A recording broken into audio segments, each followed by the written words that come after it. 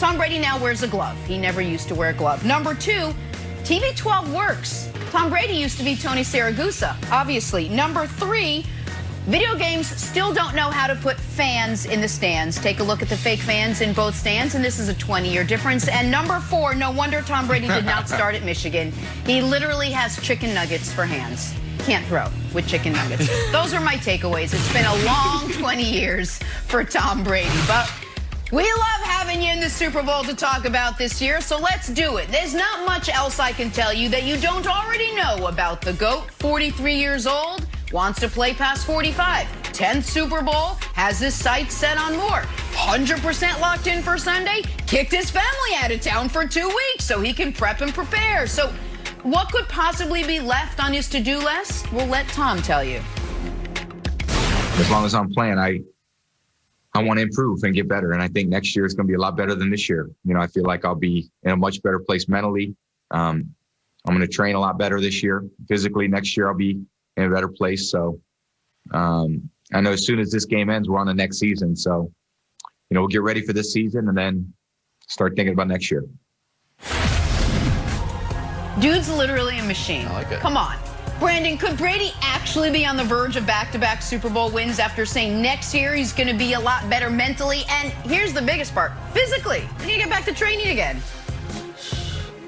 Man, if they can keep the band together, we might be talking about a three-peat. I don't know. Well, I truly believe this. You got to think about.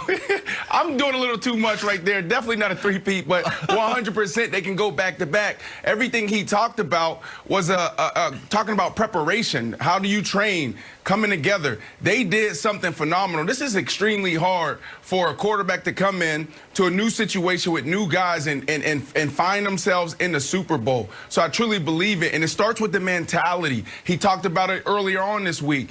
I got to be 100% committed. He's committed. He also, Levante David told a story yesterday. He said Tom Brady came in the locker room and a player was crying after they won the NFC Championship 2 weeks ago. And he said, what the F are you crying about? We're not done yet. Right there tells you the mentality. This guy truly believes he can play at a high level into his mid-40s, and it's all about winning Super Bowls for him. They have the 7th most space when we talk about the cap, Nick, a resident GM, and also they got some key free agents that they can bring back, like Levante David, like Sue. That's going to be a big one. Gronk for the chemistry and continuity. AB, Godwin. There's some guys that they're going to have to make decisions on, but they're capable and they're in a space where they can bring them back. Yeah, the interesting part about this, Brandon, is that it's Brady's rookie year.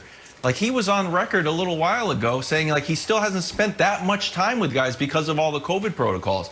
So he'll be more familiar with everybody. He's going to be able to train with hopefully pandemic drops a little bit and we get back to a more normal world. Here's the other thing. Division's kind of weak now. Falcons might be slightly better. McCaffrey will come back. Panthers will be slightly better. I don't think the Saints are going to be that great with Jameis or Taysom Hill. Then they also have to go to the AFC East. You got the Jets, who might have Deshaun Watson and Brandon Marshall lining up there, but you might have to just, pick the Jets. And there's one secret weapon, Nick, that I think could propel the Bucs to another Super Bowl. If we could put up the quote from our friend Bill Barnwell. Oh, this is brutal. Edelman unlikely to see the $4 million remaining on the final year of his deal with the New England Patriots, world's best franchise. Thankfully, there's a natural place for him to go. If Godwin leaves Tampa Bay, the idea of Edelman, Hall of Famer, flocking south to take over Tampa's part-time slot receiver almost seems too obvious. It will be the true Patriots of the South, my friend Nicholas, and I will officially have to hand in my Patriots jersey if it's Gronk, Brady, and future Hall of Famer Julian Edelman lining up at Tampa Bay. I could see them having a very successful season. Well, listen, it would obviously make sense for Brady to finish finally pushing Godwin out to bring in Edelman after they've been feuding all year about the jersey. But I don't know, to be totally honest, much of what you or Brandon said before that full screen because, hold on, let me mark it down. I was too busy jotting down our latest obvious bulletin board material. Oh, it's back. We're looking ahead. Oh, after 20 years in New England, we're only talking about the upcoming opponent. Brady's now talking about future seasons. Oh, who cares? Oh, the game's Sunday. Let's not worry about that. Look past the Chiefs. Oh, yeah, let's talk about why not start a dynasty discussion before the game's even played. That's right. The bulletin board, put it up there, Wilds. You're not good at the left-right thing, but the camera could have seen it. That's right. I can't believe this. Tom Brady, unprompted, talking about future seasons. Let's finish this one off, buddy. Let's worry about the 2020 Super Bowl before we talk about, oh, I'm going to be even better next year. You know what I'm worried? We're thinking about the moment the game ends, what we're up to next. Well, let's get through the game first. I can't believe you both overlooked it. Leadership. Because the leadership needs to worry about this week, not about next year. Because I do believe that the Chiefs caught a lot of flack on this show for having the audacity to talk about the next season after the last season had already ended. They were at the parade talking about next season. No. Like, it was July. Look at these guys getting ahead of themselves. You guys were still talking about. You're still talking about the Super Bowl. Call time out. Yeah. Well, it's February, Wilds, and they're talking about the next year. What, Wilds? What? Get it, Wilds. Go. It wasn't next. You guys started talking about 8 years from now. You guys started talking about 6 rings, 7 rings, 8 rings. You didn't just say, like, we want to have a successful season. You started talking about, like, 2 presidential terms away and how good you were going to be. And Patrick Mahomes up there like the Game of Thrones character, like, we're going to have a dynasty for 10 years. Yeah. That's what bothers people, by the way, next year stuff. That's right. Oh, okay. And since those comments, how's it looked? Because they've lost one time. They've lost one time and they're back in the Super Bowl. But I'm very happy. Brandon, we got Brandon Marshall. I'm gonna let my friends on the team know. Brandon Marshall's talking about a 3-peat. Kevin Wilds is talking about Edelman going to the defending Super Bowl champions. I retracted the 3-peat. So just more. Okay, a back-to-back. You said certainly back-to-back. I retracted the 3-peat. You know what's a part of a 3-peat? You know what's part of a 3-peat or back-to-back? Winning the first one. They posed the question to Tom Brady. He can't control what they're asking. He had to answer the question, and he immediately went back to this entire offseason. I can't even give you guys any insight of how they prepared this year. There were so many Zoom calls. They had practice, and they had to go home and have meetings and watch film and break down film from home. Like, this year was totally different. So if you go into next year, which I don't believe they're going to have OTAs, the word is it's going to be, similar to last offseason, but they'll have more time to prepare towards the end of summer. So I truly believe a team like the Bucs are going to be in good position to have a better year next year, given that they have the cap space and they have guys coming back. Right.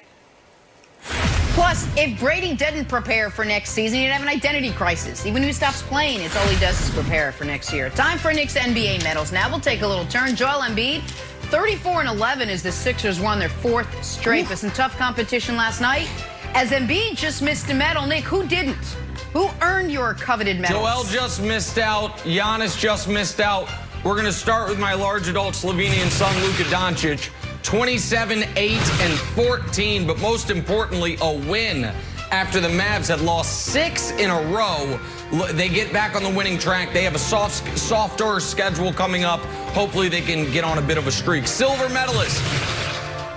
Not a lot of talk about Zion this year. All he's doing is shooting 60%. Last night, he had 28 points on 14 shots. But that's not the most impressive part. He was plus 37. Giannis plus 37 in less than 33 minutes last night in a dominant victory over the Suns. And then finally, gold medalist Paul George. Red hot shooting Paul George. 8 of 9 from 3, 36 points, and he's now shooting 49% from 3 this year. It's absolutely unbelievable. That banked-in one shouldn't count, but even without that, it's an unbelievable night. 36 points, 8 of 9 from 3 from Paul George in a dominant win over the Cavs.